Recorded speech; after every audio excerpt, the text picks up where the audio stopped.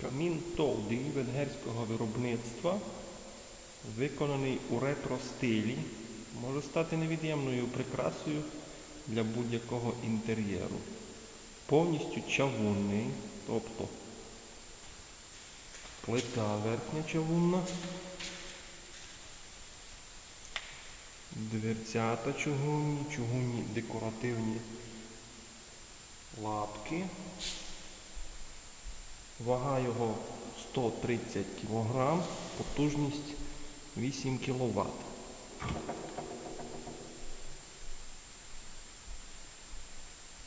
Виконаний із дуже хороших і якісних матеріалів, із чавуна, топка викладена із шамота.